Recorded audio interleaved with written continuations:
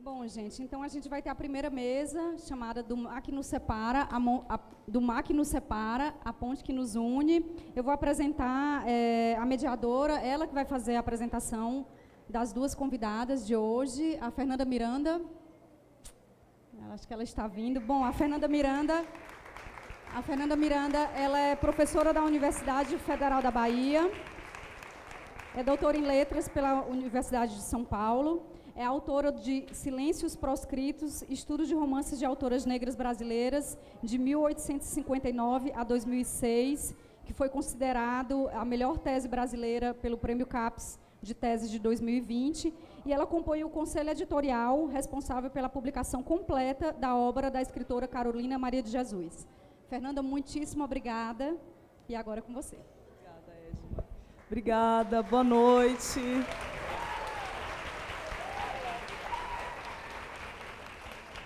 Boa noite a todas as pessoas, é um prazer enorme estar aqui com vocês hoje.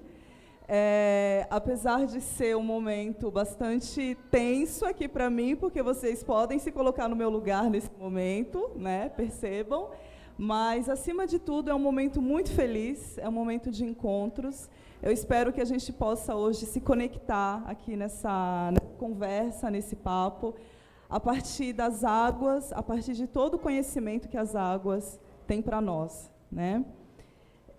A minha incumbência hoje é dialogar com duas forças criadoras que eu acredito que todo mundo aqui já conheça. Não sei se eu preciso apresentar essas mulheres para alguém aqui nessa sala, mas eu gostaria somente de dizer o prazer que é poder chamar para estar aqui com vocês Loed Luna. Muitos aplausos para Loed Luna.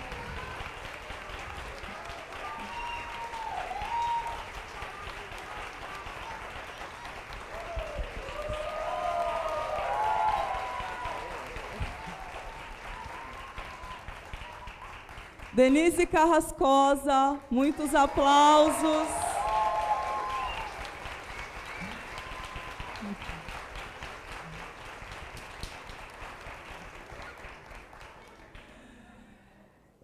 Gente, eu vou ficar aqui com a minha colinha do celular, tá? Porque senão já viu. Vejam só, o Oceano Atlântico é o cenário da maior diáspora dos tempos modernos.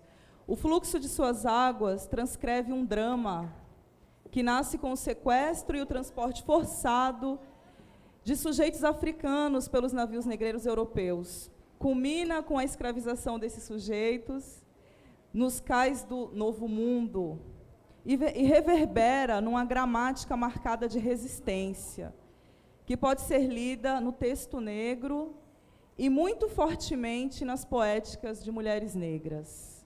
Nessa calunga grande, uma nova história começou para abrigar o mundo que os africanos criaram. Sobre esse mar também se construíram pontes que carregam sonhos, banzos, renascimentos, heranças. Nessa mesa de abertura, chamada do Mar que nos separa, a ponte que nos une, nós poderemos ouvir as vozes de duas mulheres atlânticas, duas vozes criadoras imensas e, ao mesmo tempo, ternas, como se fossem abraços de irmã. Vozes fluidas e, ao mesmo tempo, tão firmes como árvores bonitas. Para que tenhamos mais tempo para ouvi-las, quero apenas me limitar a dizer que Loed Luna nasceu em Salvador e é uma poeta da canção. Intérprete e compositora. Sua obra artística reúne voz, verso, imagem e ritmo numa poética diaspórica ou numa poética atlântica, que nos dá caminho e, mais que isso, nos dá beleza e fé no caminho. Denise Carrascosa nasceu em Salvador e é uma arquiteta de sonhos. Para mim, Denise é a casa da coragem. É por isso que eu me sinto tão abrigada no pensamento dela. Teórica das letras, feminista abolicionista, ela nos dá caminho e, mais que isso, nos ajuda a enxergar a necessidade de mudá-lo. Eu quero começar fazendo uma pergunta para as duas, para ambas. Mas antes eu acho que eu deveria fazer a minha audiodescrição. Me perdoem, eu esqueci desse detalhe. Eu sou uma mulher negra de pele clara, tenho cabelos cacheados muito volumosos, eu uso branco na roupa e no calçado, tenho estatura mediana e gosto de dar uma risada bastante alta. Bom, eu vou seguir então com essa primeira pergunta para que a gente abra aqui, né, o nosso encontro. Eu queria começar pedindo a vocês que falassem do mar. Como as águas interferem nos processos criativos de vocês? O que significa crescer, nascer, crescer e produzir num território onde o horizonte oceânico, o horizonte marítimo aponta para a África, aponta para esse outro lugar? Como é crescer irmanada com o mar?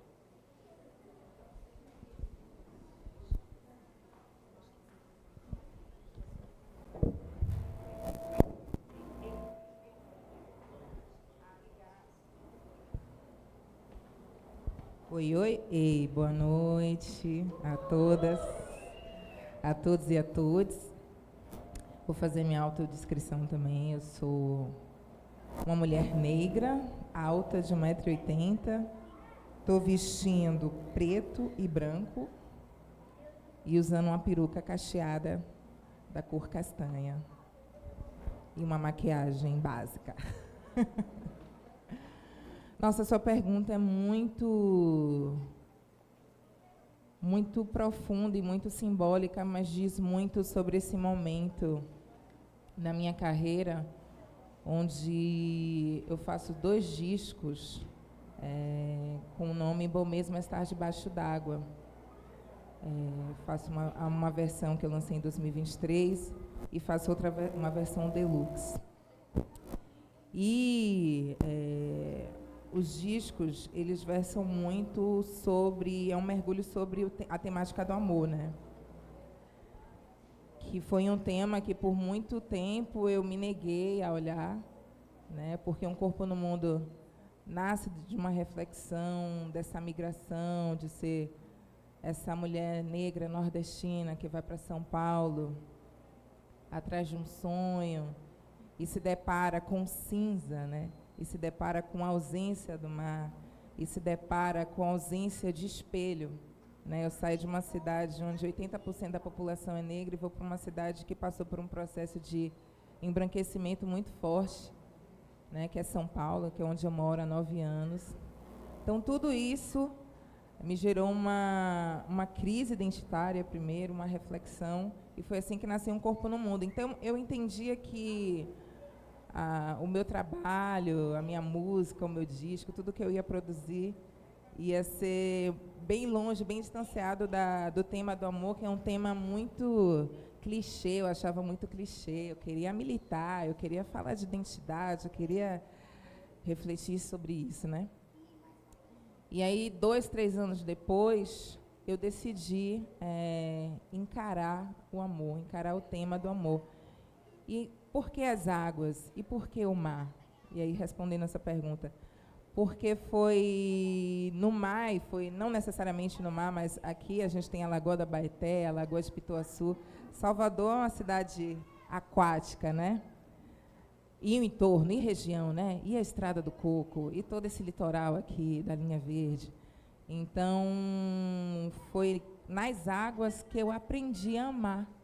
Então, toda a experiência, na minha memória, que eu trago na memória, toda a experiência de amor, primeiro que a gente constitui na família, né?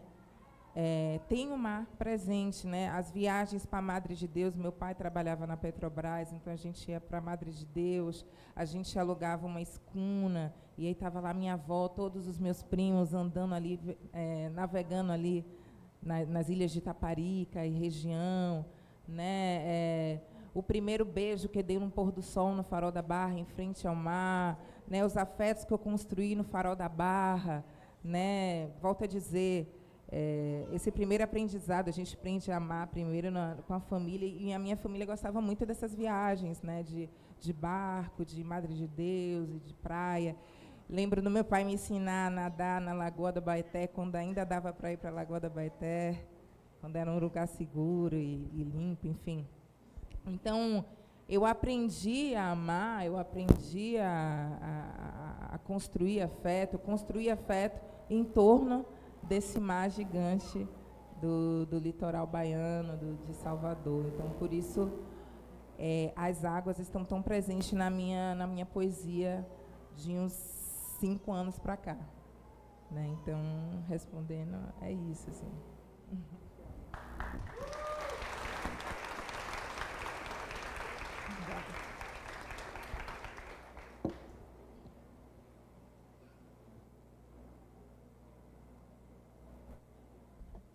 Alô? Boa noite. Eu sou uma mulher negra, de cabelo crespo misturado com cacheado, de pele escura.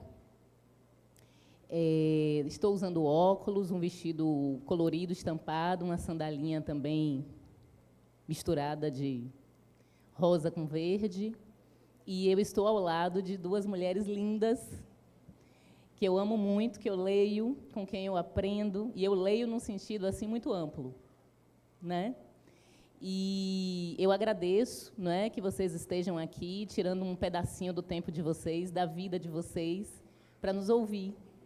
Eu agradeço muito a Edma de Góes, né, que tem feito um trabalho espetacular com crítica literária e nos reunindo em espaços de diálogos intensos. E eu desejo a vocês que estão construindo esse trabalho aqui em Praia do Forte, sorte, caminhos abertos, sucesso.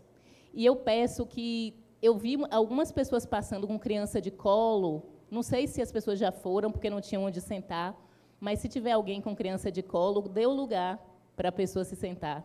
Tá? Obrigada, Fernanda, pela pergunta. Lued, né, a gente continua a conversar. Bom, entre algumas coisas, eu sou professora de literatura. Foi uma profissão que eu escolhi por vocação e por amor. E eu queria começar falando desse lugar onde a gente está, Fernanda, Lued, para falar do mar. Esse lugar, ele tem um nome, e não é Praia do Forte, Torre de Açu. O nome desse lugar, dado pelos Tupinambá, é Tatuapara. Esse lugar onde a gente está, eu estou vendo que tem gente de escola aqui, né? Com as camisas das escolas públicas, e a obrigatoriedade honesta da educação afro-indígena, a gente precisa cumprir, né? Então, vamos lá, esse lugar aqui se chama Tatuapara, né? E se tem uma torre aqui, é porque os invasores ibéricos tinham medo das invasões não, da revolta indígena, né, contra aqueles e aquelas que tomaram a sua forma de existência, a sua moradia, e a gente está vendo hoje, se tem o que está acontecendo no Rio Grande do Sul, né, a gente tem aí 5 séculos de invasões agressivas e violentas, não só contra pessoas, mas contra o lugar onde nós habitamos, contra as águas, não é? Que são parentes dos povos indígenas, e são, portanto, nossos parentes também. São invasões das águas, são invasões das terras, são invasões das florestas, e os povos das florestas vêm nos alertando e se revoltando contra isso há muito tempo. E o nome desse lugar aqui é Tatuapara, então eu acho que a gente tem que redesignar e renomear. E essas populações indígenas, Fernanda, nós sabemos, elas não tinham uma relação com o mar de contemplação. Quando você me pergunta, Denise, como é que isso influenciou o seu trabalho, você sendo alguém que mora ali perto do mar?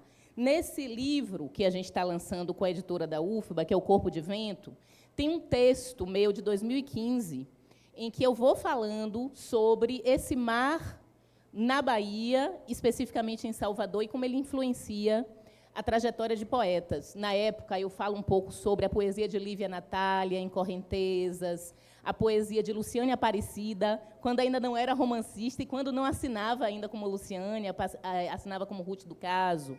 Então, a poesia de uma série de pessoas que transitam por Salvador, ou que são de Salvador, ou que transitam pela Bahia e se deixam fertilizar por um sentido de mar que não é o sentido da contemplação. As populações ibéricas que invadiram o Brasil tinham uma relação com o mar de distância.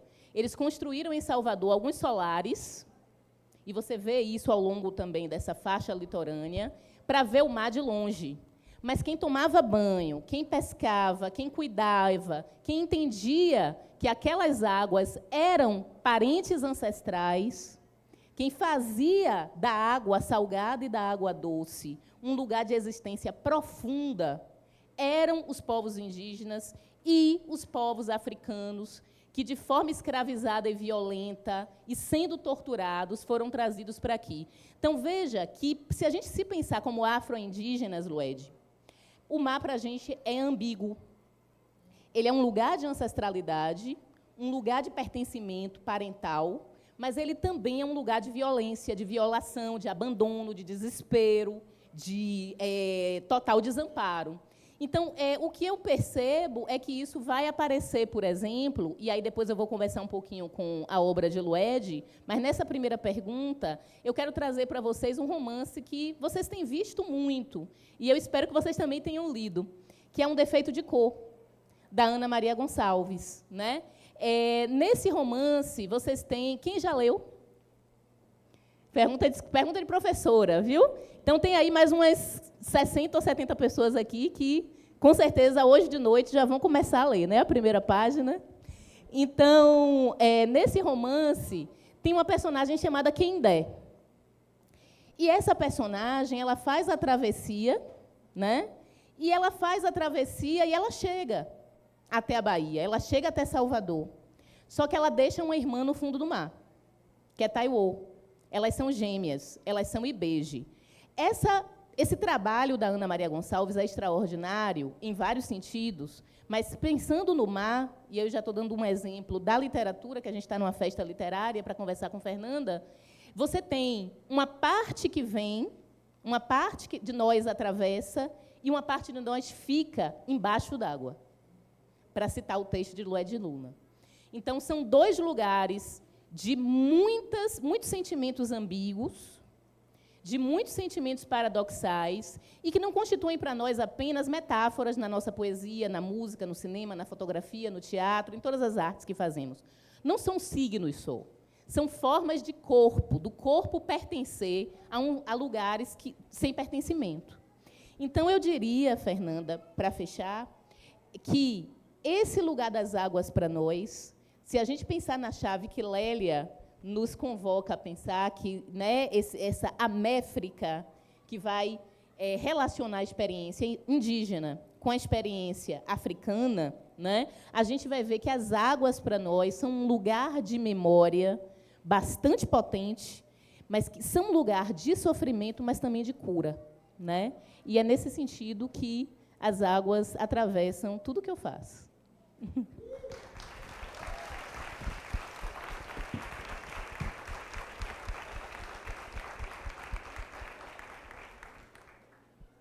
Obrigada, meninas. Lued, no segundo volume da antologia Quilombelas Amefricanas, está aqui disponível para todo mundo conhecer, saiu em 2021 pela editora Alguns Toques Negros.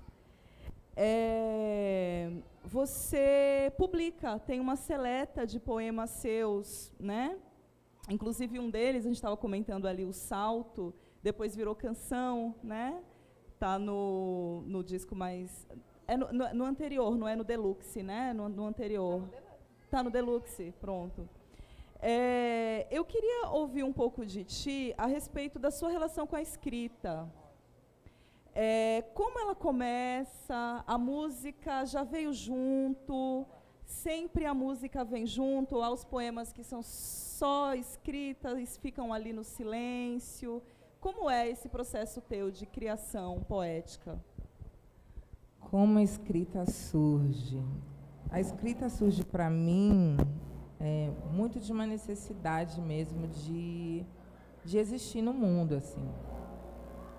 Eu lembro de uma história. Eu sou uma mulher negra, filha de pai e mãe negros, funcionários públicos.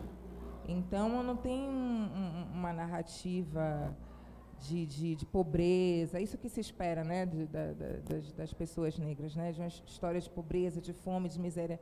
Eu tive pai e mãe, fui criado por pai e mãe, meus pais sempre me deram tudo, frequentei os melhores colégios de Salvador.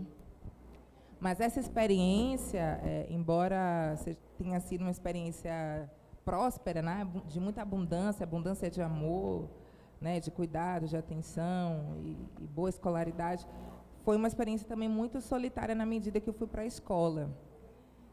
E daí eu lembro que eu sou geminiana, eu devia ser super expressiva, super falante, assim como Denise. Mas a experiência escolar foi tão violenta para mim que o que é da minha natureza foi se silenciando, né, foi se modificando. Então, eu lembro que na alfabetização eu estava participando de uma atividade escolar, assim, conjunta, que consistia simplesmente de todas as crianças desenharem ali uma coisa no papel.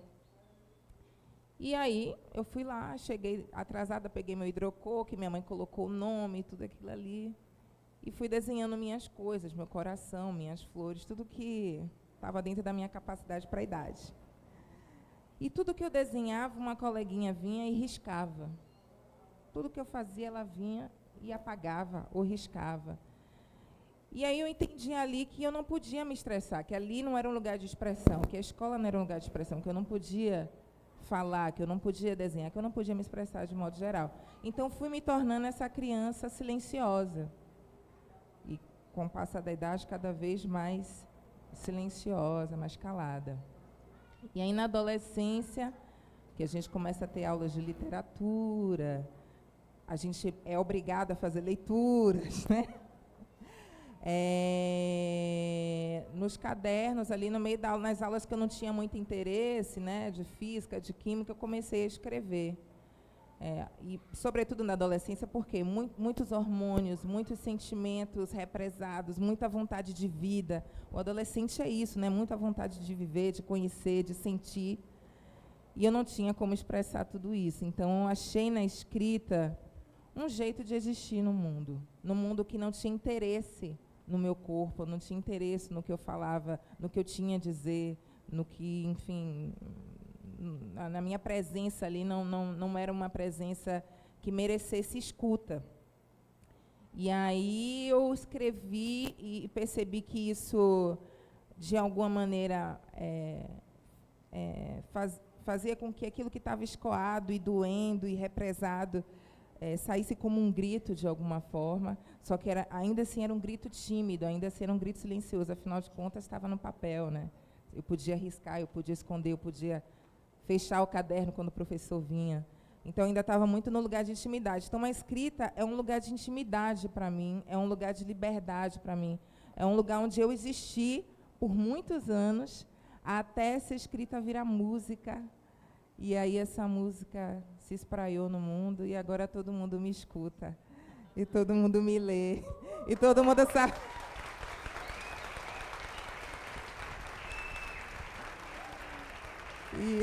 Obrigada. E todo mundo sabe que eu existo, ou muita gente sabe que eu existo. Então, respondendo a sua pergunta, é isso, né? A escrita veio primeiro, né? A escrita veio ali na adolescência, dessa necessidade, e a música veio para espraiar essa escrita, que foi tão importante para mim, ainda é. Eu digo que é o modo pelo qual eu me expresso melhor, assim, entrevista, fala, show, eu fecho o olho e canto. Assim, agora, a escrita é um lugar muito de muita intimidade, porque foi o lugar que eu ocupei por muitos anos, assim. E é por isso que a Mel, que é a editora, a Mel Adum da Alguns Toques, ela falou, me convidou para fazer um livro, sempre fica me seduzindo, né, para eu escrever um livro efetivamente, que eu faço parte da coletânea, mas não tenho um livro meu. E eu falo, mas eu não tenho tempo, eu não sou escritora e tal. E ela falou, mas a sua escrita é muito madura. Por que a sua escrita é muito madura? E eu acho que eu acredito a isso, né, a esses anos todos, assim, com essa prática que pouca gente sabia, né, que era uma coisa muito da minha intimidade, muito minha, e que, depois que eu fiquei adulta, decidi dividir com o mundo, e cá estamos. É isso.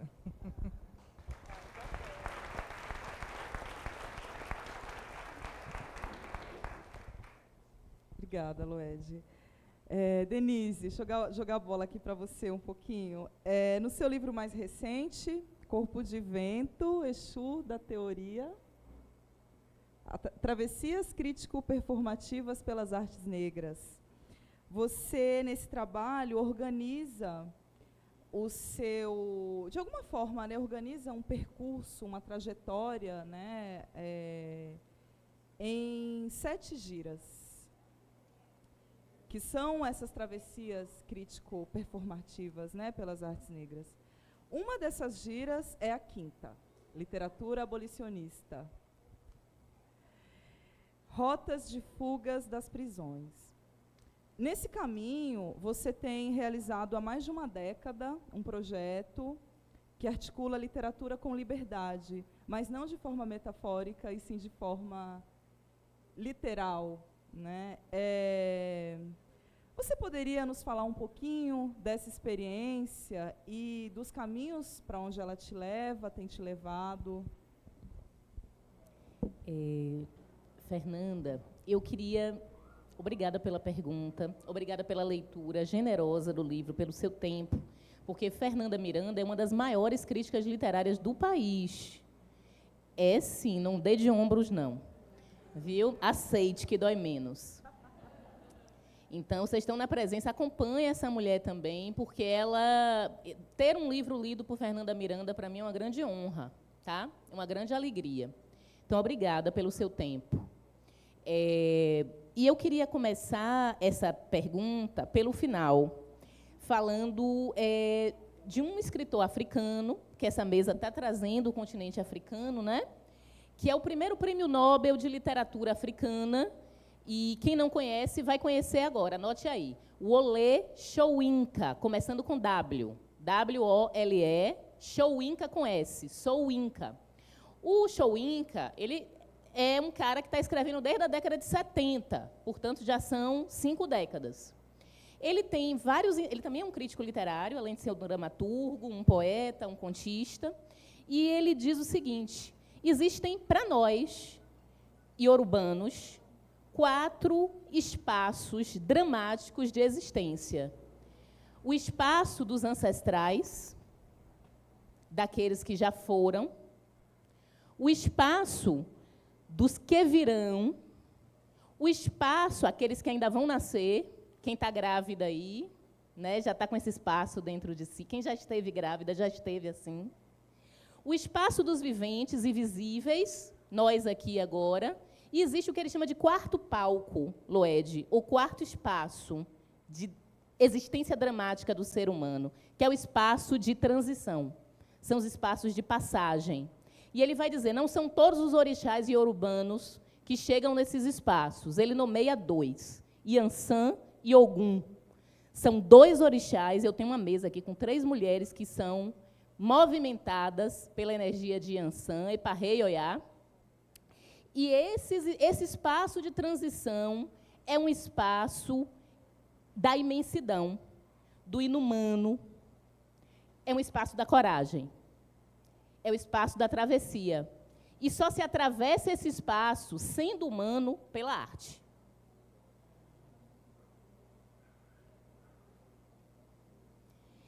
E, na minha opinião, esses espaços abissais se reatualizam, de alguma forma, na escravidão, sendo as prisões um lugar contemporâneo e moderno de reatualização do tumbeiro, levar a poesia para dentro da prisão, que é o que eu faço como professora de literatura há 14 anos, que é um projeto que se chama Corpos Indóceis, brigando com Foucault, tá? Porque a gente é dessas.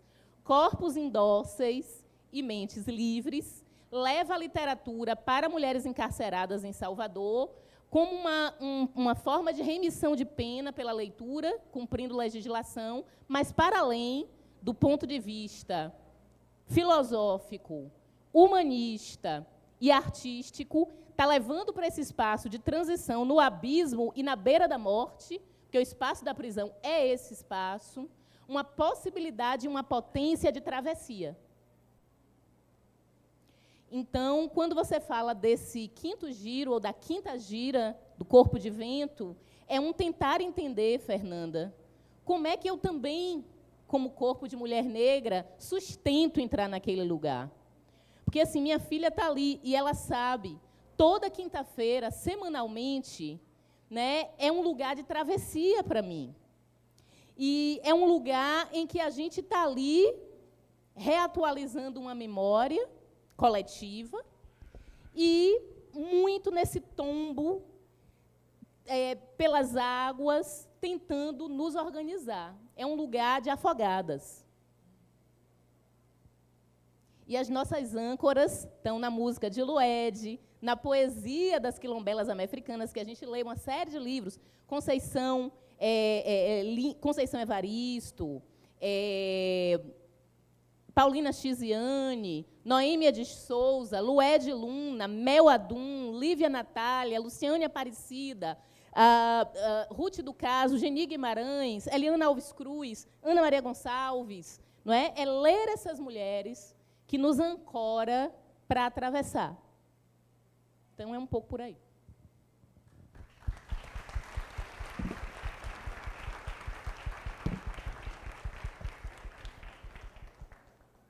Deixa eu voltar aqui na minha colinha. Lued, bom, eu vou fazer aqui talvez uma leitura que vocês podem, com a cabeça talvez, discordar de mim ou não, mas eu acho que nos trabalhos da Lued, eu pelo menos noto sempre, além da força poética imensa, uma força de reunião, de grupo, de quilombo. Na Flip PF, por exemplo, do ano passado, eu tive a honra de fazer a mediação de uma mesa que trouxe Landeu Naualê. E ele cantou o Anga aqui para a gente. Quem estava aqui o ano passado e pôde viver aquele momento, entendeu a grandeza que foi. O Anga é uma faixa, né, de Bom Mesmo é Estar Debaixo d'Água. E a gente ouve a voz do Landê, né? Assim como em Lençóis, a gente ouve a voz de Tatiana do Nascimento. Quer dizer, você reúne contigo uma roda de nomes como Landeu Anauele, Tatiana do Nascimento, Cidinha da Silva, Conceição Evaristo, Dejanira Rainha Santos Melo, Marisol... Uma grande poeta também. Mas você vai trazendo para dentro da sua obra essa força coletiva, né, da poesia, essa força de reunião, e muito fortemente de reunião de mulheres negras, né, mas, para além dessa experiência mais comum da parceria em que o intérprete canta a canção de alguém, você coloca as vozes ali junto, né? Então, eu acho que isso acentua essa experiência de quilombo, de reunião, porque as pessoas estão ali contigo e portanto, conosco, né? Eu queria te ouvir um pouco sobre isso, sobre essa possibilidade de estar em coletivo, mesmo num espaço que clama para esse lugar do indivíduo, da diva, não é mesmo? Você quebra isso o tempo todo, porque você traz uma multidão contigo, né? Então, a gente te ouve e fica aninhada de alguma forma, né? Como viver essa cena em conexão e partilha com outras mulheres negras criadoras também? Perfeito. Eu acredito que Um Corpo no Mundo me deu isso, né? O meu primeiro trabalho, Um Corpo no Mundo, é um trabalho que nasce de uma experiência individual, né, que é migrar para São Paulo, essa grande metrópole cheia de oportunidades, com um sonho na mala, com um violão, né? Fui para São Paulo para ser cantora, para tentar alavancar minha carreira. E chegando em São Paulo, eu me deparo com essa experiência da solidão, que é uma experiência que eu já conheci em outros níveis, né? Mas foi uma solidão literal, assim, né? Fui sozinha, sem pai, sem mãe, sem família, não conhecia ninguém, né? Então, teve essa dimensão dessa solidão literal, mas também a solidão de não me enxergar na cidade, né?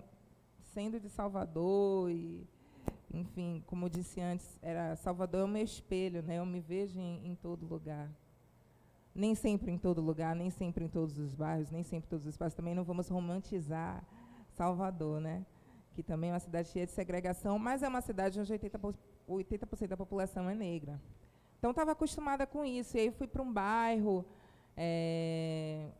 que, enfim, eu literalmente não via pessoas negras na cidade. E aí eu comecei a encontrar esses corpos mais parecidos com o meu no centro da cidade, no centro de São Paulo, procurando emprego, né? Porque a gata tinha que fazer o corre dela para se manter naquela cidade cara. E chegando lá, eu me encontro com esse corpo que era parecido com o meu, mas era um corpo imigrante das diversas Áfricas que ainda habitam lá em São Paulo, né? Era Nigéria, era Senegal, né? O Haiti estava chegando muito, embora não seja África, mas, enfim, essa diáspora. E aí me trouxe essa vontade de dialogar, de me conectar, mas tinha essa barreira linguística, a barreira cultural. Eu não sabia como dialogar com eles, né? Me sentia confortável em ver eles ali na cidade comigo, dividindo e ocupando a cidade junto comigo, mas, na prática, eu não conseguia trocar ali. E isso potencializou minha solidão. Quer dizer, a África está ali, mas qual dessas Áfricas eu posso chamar de minha? Qual dessas Áfricas eu posso retornar, eu posso conversar, eu posso dialogar? Isso foi muito profundo para mim em São Paulo, né? Muito profundo para mim. Então, começou com uma experiência individual de como vou viver aqui, como vou pagar as contas, como vou fazer música, onde tocar, quem conhecer. E passou a ser uma experiência, uma reflexão que é coletiva, né? Que é esse ato que a gente tem, né? Nós que somos, né, descendentes desses negros que vieram escravizados das mais diversas Áfricas, né? Essa África que é um continente multiétnico, multicultural, multilinguístico. A gente não tem... Hoje tem até esse teste de DNA aí, que dizem fazer algum sentido, né? Mas a gente, de fato, não tem dados. A gente tem um limite da nossa história. Geralmente, a gente esbarra ali até o bisavô, até o tataravô, e não passa disso. Então, me incomodava muito quando eu, na minha escola particular, conversando com minhas amigas, minha mãe está tirando a nacionalidade italiana da gente, a nacionalidade portuguesa, e aquela felicidade de ter um lugar para voltar. E eu, assim... não conheço a história da minha família, né? Então, essa é uma história que é coletiva.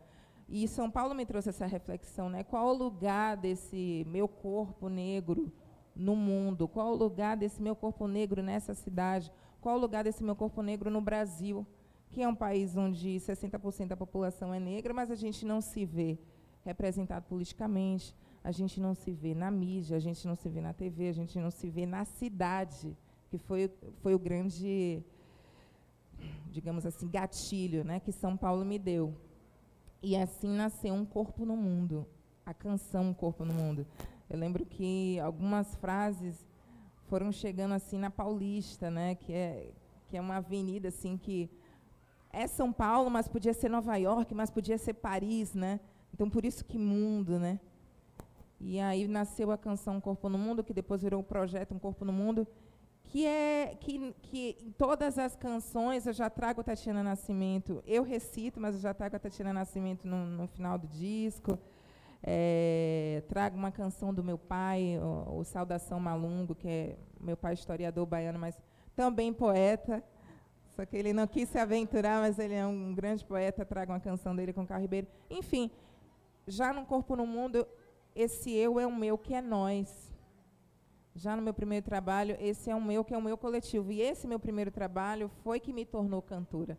Foi com o Corpo no Mundo que eu fiquei conhecida, foi com o Corpo no Mundo que eu ganhei visibilidade nacional, internacional. Então, eu aprendi com o meu primeiro disco a ser assim, a construir projetos, a construir um trabalho poético, a construir um disco, principalmente dessa maneira, né? Com esse eu que é sobre mim, é sobre a minha experiência pessoal, a minha reflexão ali naquela cidade, mas também é sobre nós. Daí, quando eu decido falar de amor, tem muito de mim ali também. São os meus casos, são as minhas histórias, são os meus romances. Mas também é falar de amor nessa perspectiva, né, de mulher nesse lugar, né, mulher negra, onde essa experiência que está sempre ligada à dor, está sempre ligada à solidão da mulher negra. Então, não fazia sentido para mim eu falar de um tema que é tão caro e é um mergulho tão profundo, tão abissal, como a Denise falou, partindo só das minhas experiências amorosas, né? Então, eu precisava construir esse imaginário de que não é só sobre solidão, não é só sobre dor. Tem muitas histórias aqui. Vamos chamar a Tati para contar essa história comigo. Vamos chamar a Conceição Evaristo, que fez a poesia para Beatriz Nascimento. Ela me contou que fez aquela poesia para Beatriz Nascimento. Vamos chamar a Beatriz, vamos chamar a Conceição, vamos chamar a Nina Simone, vamos chamar a Sujinei Truth, vamos chamar a Tatiana Nascimento, vamos chamar a Dejanira, vamos chamar todas elas para construir esse novo imaginário do que é o amor para nós, sobre nós.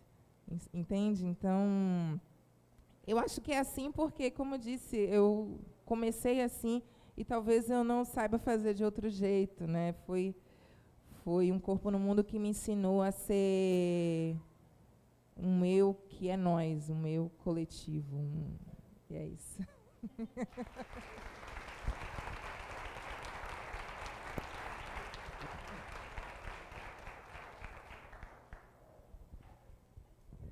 Ai, gente.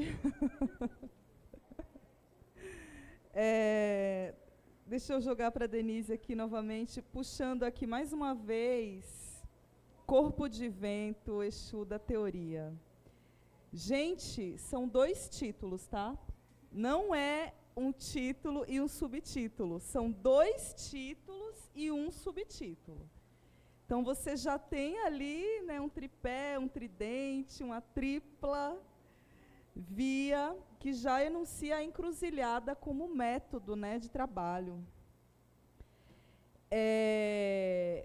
Pensando ainda, Denise, na sua atuação como intelectual pública, formadora, professora, docente, me parece um outro braço forte dessa gira, que é o lugar da tradução.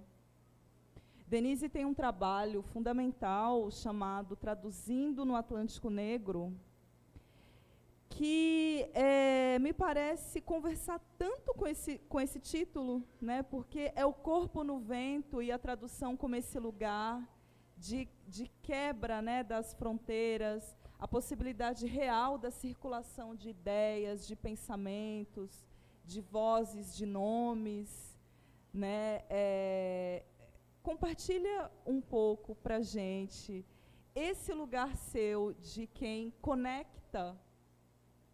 Você faz isso de forma lindamente, né, de conectar forças, presenças, vozes poéticas, a partir desse lugar, então, da tradução. Como tem sido essa experiência?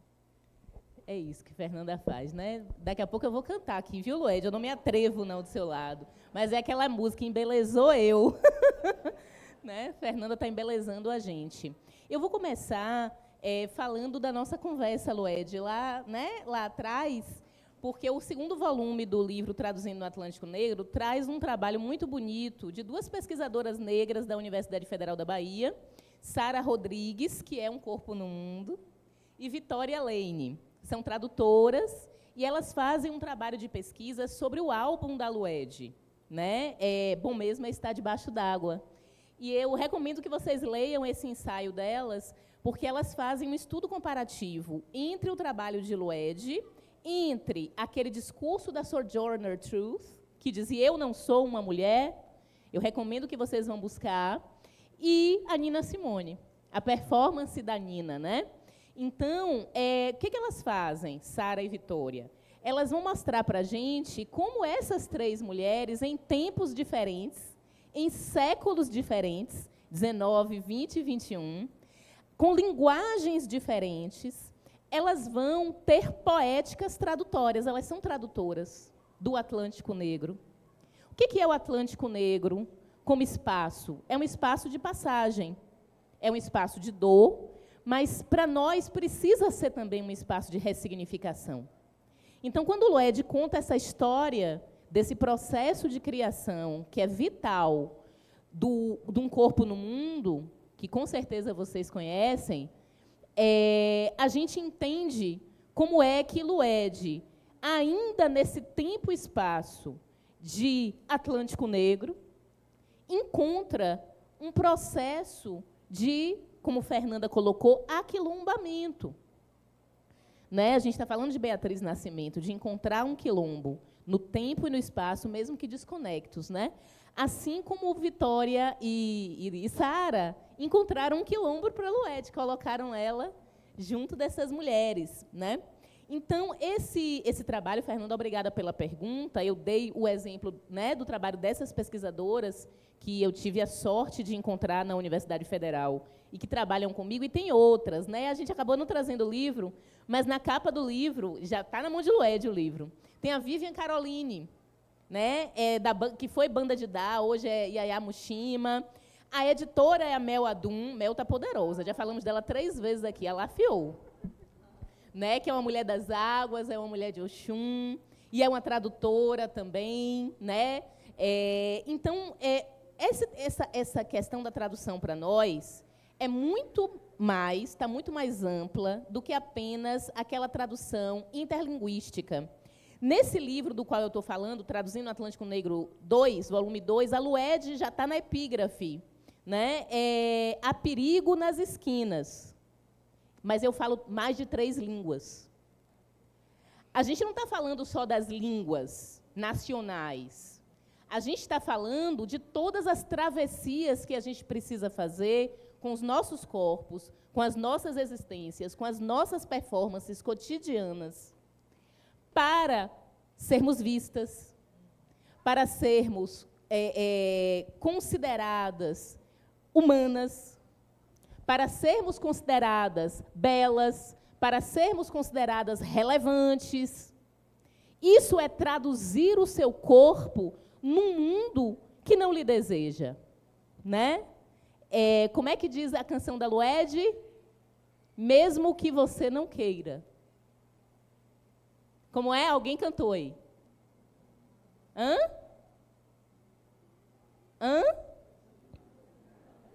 Diga aí, Lued. Je suis ici. Eu estou aqui, ainda que você não queira, mas para você fazer esse gesto, precisa de muita tradução. Então, é nesse sentido que a gente entende a existência da mulher negra no mundo, como esse corpo, que a Lued canta para nós, como um exercício contínuo, minucioso, poderoso, mas, sobretudo, corajoso, de tradução. A gente está o tempo inteiro se traduzindo. E não é para o outro, é como a Lued falou, eu escrevo para mim, para eu me entender no mundo. Então, esse lugar de intimidade é o lugar mais poderoso que a gente tem, que é um lugar de útero. Eu prometo que é o último nome que eu vou trazer, mas eu sou pró. Se tivesse um quadro, eu já estava com giz na mão aqui escrevendo. Oyerunki Oyeume, pensadora africana e yorubana, vai trazer para a gente o que ela vai chamar de conceito, mas é muito mais do que isso. Filosófico. IA. I-Y-A. Acento no A. Ela vai dizer que IA não é só um útero biológico. IA é uma entidade. É aquela entidade espiritual que incuba e dá à luz a uma alma já existente. Vou repetir, tradução de Juan Flor do Nascimento. Lá no livro A Invenção das Mulheres, Oyerunki Oyewun me diz, Iá, um útero não biológico, vamos dormir pensando nisso, é uma entidade que incuba e dá à luz uma alma já existente. Todas nós somos Iás. Todas nós sentimos no nosso corpo esse processo poderoso de incubar e dar à luz uma alma ancestral já existente, né? Isso é só o que a gente faz todo dia, tradução. É simples.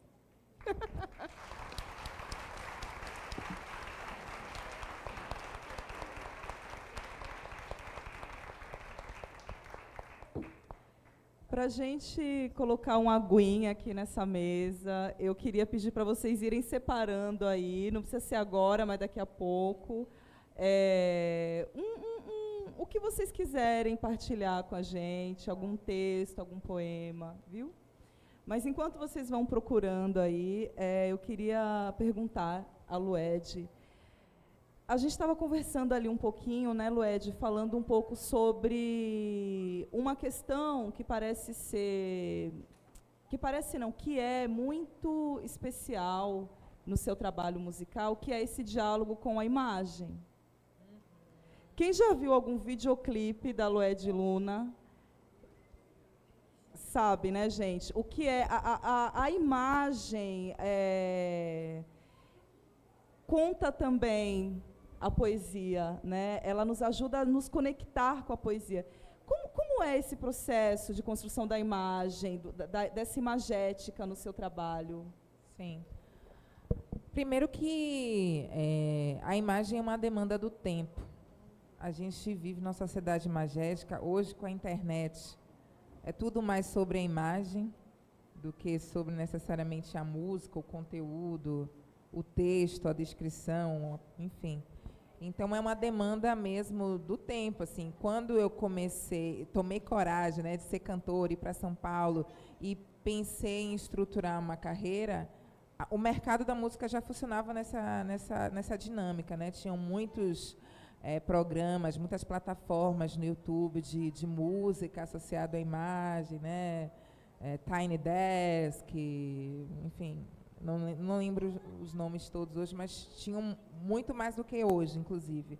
Depois veio a dinâmica dos clipes, que antes estava limitado muito, sei lá, a MTV, a programas específicos, mas aí com a internet todo mundo fazia clipe, todo mundo tinha seu clipe.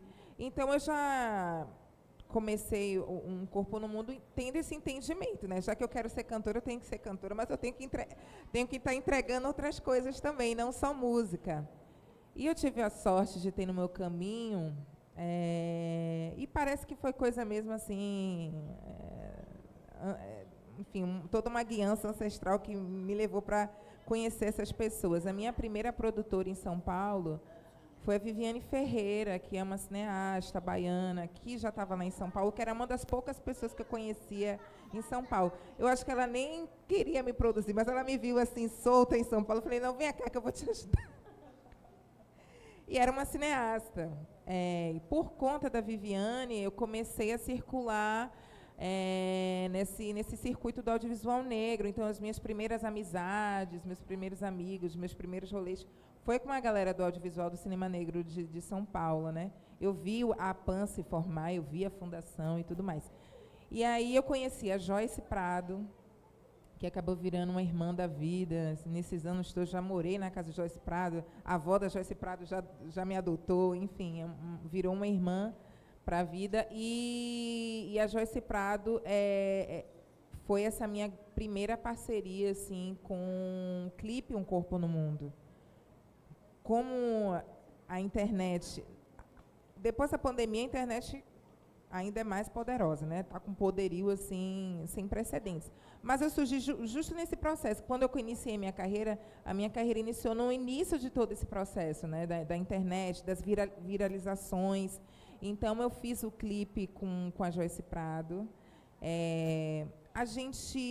O bom de trabalhar com mulheres negras é que é tudo muito horizontal, porque o cinema não é assim.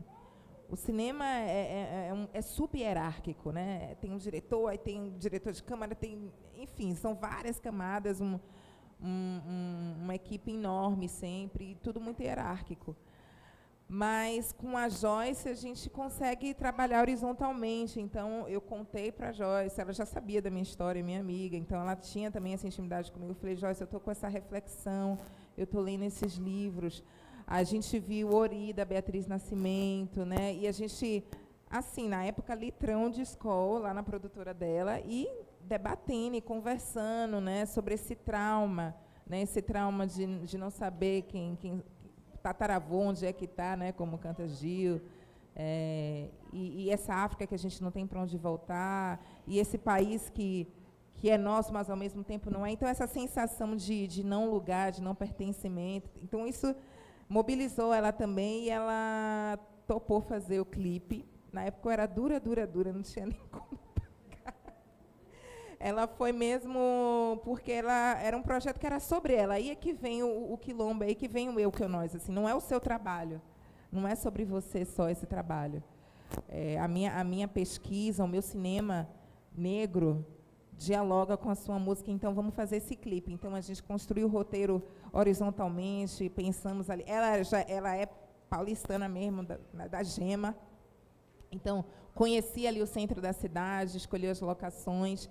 E teve um terceiro elemento muito importante nesse processo, que eu acho que trouxe a poesia para o clipe, que foi a Luciane Gonçalves. Ela é antropóloga e dançarina, e ela tinha um trabalho de dança, ela é professora de dança também, que era o Corpo em Diáspora.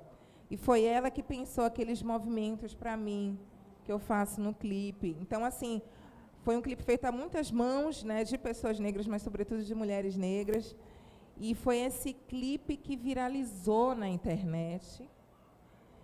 Aí eu comecei a ficar mais conhecida, o povo começou a pedir meu disco. Não, cadê o disco? Onde é que eu escuto mais música? Eu só tinha dinheiro para produzir essa música, esse clipe, não tinha mais nada, que já era um corpo no mundo. Então, quando o disco nasceu, né, enfim, passei no edital, tudo deu certo, nasce com esse mote principal, essa fonte que é o disco não, digo, o single, né, a canção, com esse clipe que fez com que toda a história desse um pontapé, assim. Então, o audiovisual é super importante para mim, porque eu surjo nesse contexto onde o audiovisual importa, né, onde a imagem importa, e me junto com essa grande poeta, que ela faz poesia também com os olhos, que é a Joyce Prado. E essa poesia, essa canção, junto com a imagem, é que faz com que eu fique mais conhecida, que foi que possibilitou que eu passasse nos editais, que eu consegui fazer um catarse, consegui dinheiro para fazer o disco. E aí, o resto da história, você já sabe. Então, hoje, eu digo, Um Corpo no Mundo foi um projeto muito professor, né? Porque aí, depois que eu entendi que a imagem fazia sentido ali com a minha poesia e que tinha essa potência, nunca mais eu parei de produzir imagem. Aí, no Momento Metade Debaixo d'Água, eu faço logo um filme, e aí é visualizer, e é clipe, e aí não paro mais e nem vou parar, assim, com essas parcerias todas, mas com a Joyce, sendo essa primeira parceira aí que fez tudo acontecer, com o olhar dela também.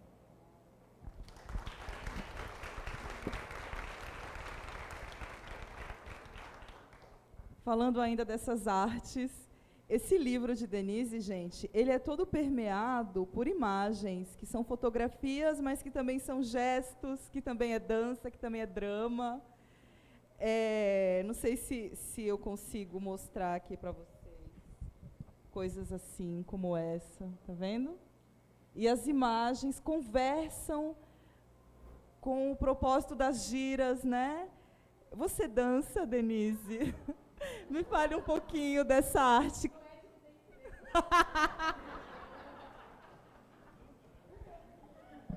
Como é isso? Como é essa experiência com outras Imagina artes? dançando num clipe de Lued. Arte sem palavra, né? É libertador também, eu imagino, não? Olha, essa coisa, né? A gente é tanta coisa, mas essa divisão do trabalho e essa coisa, a Lued dizendo, eu estava andando em São Paulo procurando trabalho, né? Procurando emprego. faz com que a gente seja enquadrada em algum lugar.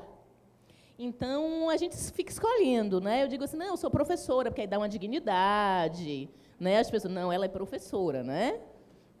Ok. Então, a gente põe alguma coisa na frente para escudar. Mas eu danço também.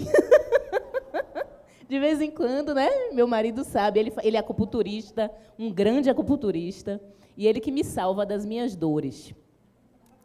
Porque a idade, né, já passou. Mas essa coisa da dança é uma coisa mais do movimento do corpo, para ele não pensar sentado.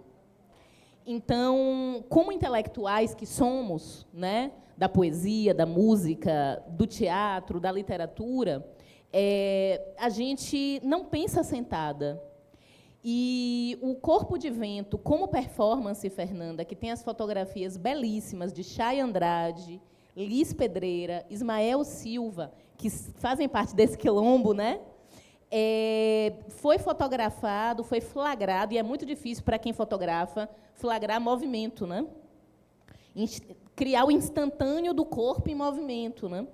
E elas e ele fizeram isso de uma forma muito extraordinária. Essa foto que você mostrou, essa é da Chay. Chay está com uma exposição linda em Salvador, no Goethe. Quem puder ver, dá uma passadinha para ver a exposição fotográfica da Chay Andrade. Essa é de Chay. E, assim, a princípio, Fernanda, a performance Corpo de Vento, que é uma mistura, Lued, de dança com teatro, com intervenção política, ela é criada para falar do corpo que está encarcerado, do corpo que está preso. E também, ao mesmo tempo, para fazer a catarse, ou pelo menos tentar fazer, a catarse desse corpo de mulher negra que meio que é empuxado para esse espaço e que, às vezes, não sabe muito como sair dele. Então, para tentar fazer uma limpeza também, devolver para a Terra essa energia, que é uma energia que não pode ficar dentro de mim. Então, é com o pé no chão, trabalhando com esse movimento em direção à Terra, em direção ao céu, e tentando fazer o fluxo dessa energia. Então, é uma performance que dialoga, que mostra à sociedade algumas coisas que ela precisa ver, que estão acontecendo aqui, nesse tempo, que não fazem parte do passado, mas também tem um autocuidado. Então, é uma mistura entre o público e o privado. E aí, eu não sei muito bem, é Gabriela Nascimento, que fez o projeto gráfico do livro, que é uma mulher muito especial, está fazendo um trabalho muito bonito na EDUFBA, na editora da UFBA, e foi Gabriela que fez essa organização da fotografia dessas pessoas especiais com os meus textos. E eu agradeço muito a todas essas pessoas, porque é isso que Lued acabou de falar para a gente. Sem essas pessoas, a gente não vai. A gente não sabe nem o que a gente está fazendo, o que significa, né? Agora, você acabou de dizer que o livro tem 2 títulos, eu já viajei, eu disse, meu Deus, não, Fernanda. Porque Exu ficou concorrendo, ele queria ir para frente, né? Que ele é amostrado. Eu disse, fique no seu canto. Corpo de Vento é primeiro, mas ele fica se aparecendo. Mas é isso, eu acho que nunca ninguém me perguntou isso. Se eu dançava. Acho que sim.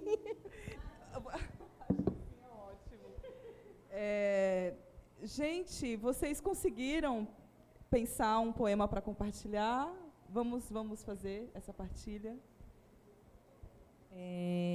Eu vou recitar um poema que é uma canção, que é um tratado, que é um portal. Eu acho que faz sentido eu ler Um Corpo no Mundo, né? Depois de tudo que a gente conversou. Então, vamos lá. Atravessei o mar, um sol da América do Sul me guia. Trago uma mala de mão, dentro uma oração e um adeus. Eu sou um corpo, um ser, um corpo só. tem cor, tem corte e a história do meu lugar. Eu sou a minha própria embarcação. Sou minha própria sorte. Aí repete, desculpa. Vamos lá. Je suis ici, ainda que não queiram não. Je suis ici, ainda que eu não queira mais. Je suis ici agora. Je suis ici é eu estou aqui em francês. Cada rua dessa cidade cinza sou eu. Olhares brancos me fitam, há perigos nas esquinas e eu falo mais de 3 línguas. E a palavra amor? Cadê? E a palavra amor? Cadê? Je suis ici, ainda que não queiram não. Je suis ici, ainda que não queira mais. Je suis ici, agora. É isso. Obrigada.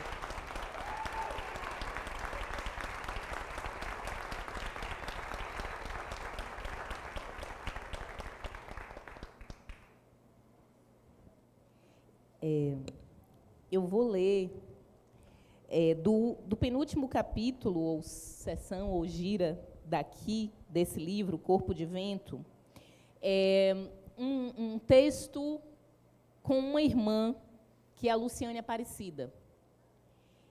Luciane é muito importante nesse trabalho que a gente faz dentro do presídio. Foi a primeira vez que ela disse que era escritora. Ela estava dentro do presídio com mulheres presas, escritoras. E a gente conversa assim. A gente trocou cartas no ano de 2014, eu acho. E eu queria dedicar a leitura desse momento aqui que faço à minha mãe, que está ali, né? Iranildes Carrascosa. E dizer que na minha vida, na minha família, a gente nunca fez nada só. É uma família de mulheres negras muito poderosas, e minha mãe é responsável por tudo que eu sou, né? Sabe, Lu, você não pontua muito bem as coisas. Você já se ouviu falando? Você é sem pontuação, Luciane. Você parece que não respira igual a todo mundo. Denise, eu talvez não tenha medo de monólogo. Isso, para mim, é assustador. Como assim eu não vou ter medo de dialogar sozinha? Eu curvo o corpo para digitar. Essa última palavra que eu acabo de digitar enlaça a interrogação. Denise, eu tenho medo de solidão, mas eu monologo sozinha.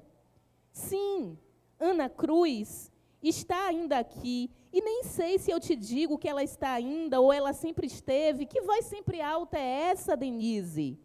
Ela nos assombra? Ou somos nós, Denise, a assombração? Nossas falas assombram tanto o mundo quando falamos sozinhas? Ou o mundo nos assombra tanto que falamos sozinhas?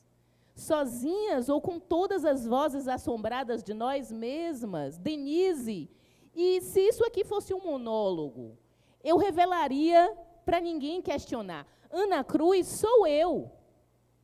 Não, eu mesma ainda multiplicaria. Ana Cruz é minha mãe. Ana Cruz tem 91 anos de idade.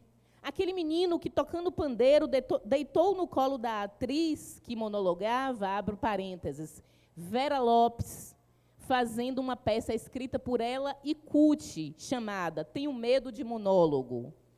Esse menino que deitou no colo daquela atriz é minha vontade de ter meu filho vivo, entre lágrimas, chorando muito. Se eu não o tivesse, monologaria, sozinha mesmo.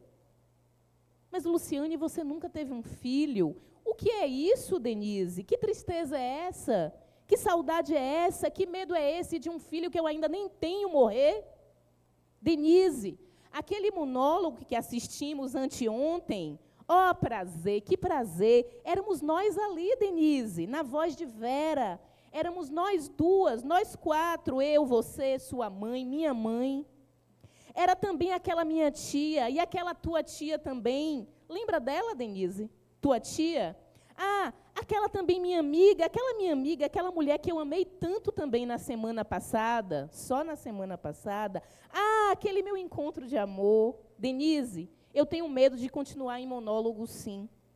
Isso agora, depois de anteontem, quando estivemos juntas assistindo, como posso dizer com coragem, Denise, eu quero dialogar, eu quero dialogar.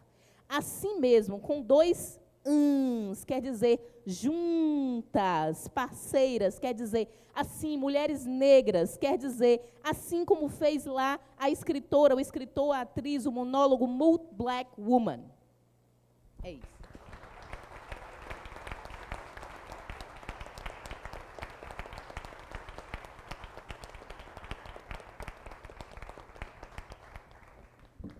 Uau! Socorro, Deus!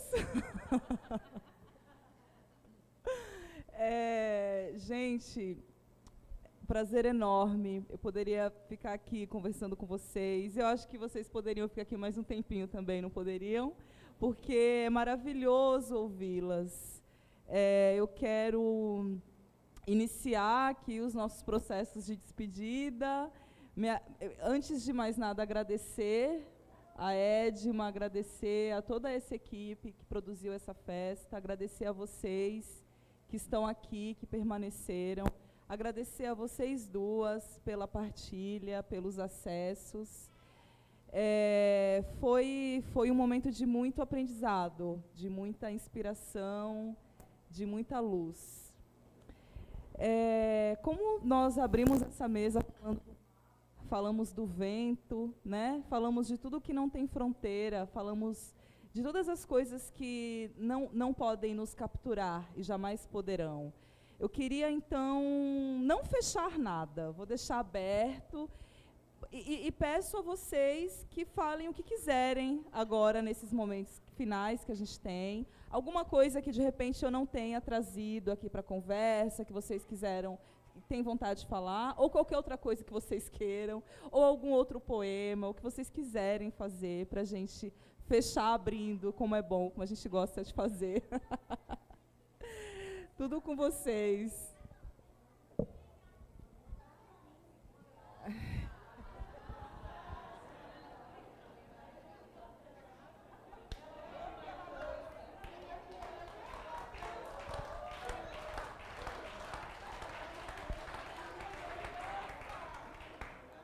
Bota o reverbinho aqui.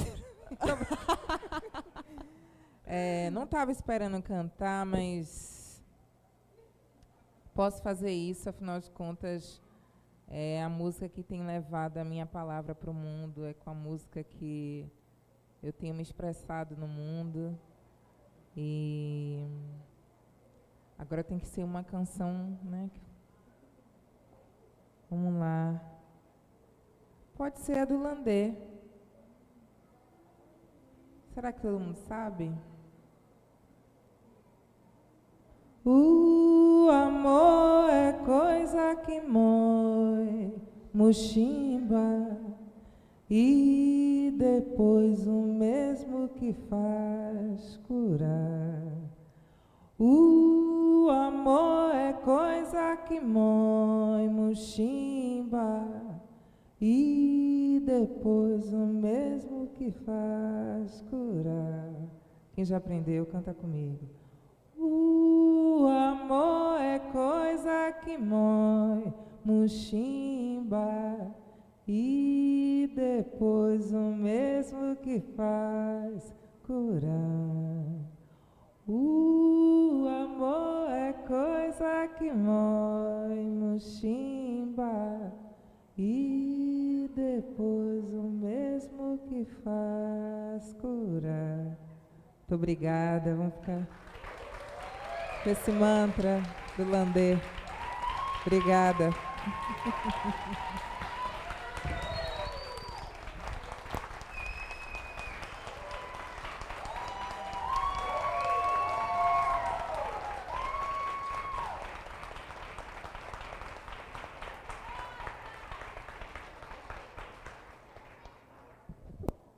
Ai, gente, muito obrigada por tudo. Elas vão agora assinar os livros no espaço aqui da livraria LDM, então vocês podem acompanhar aqui o fluxo. Ah!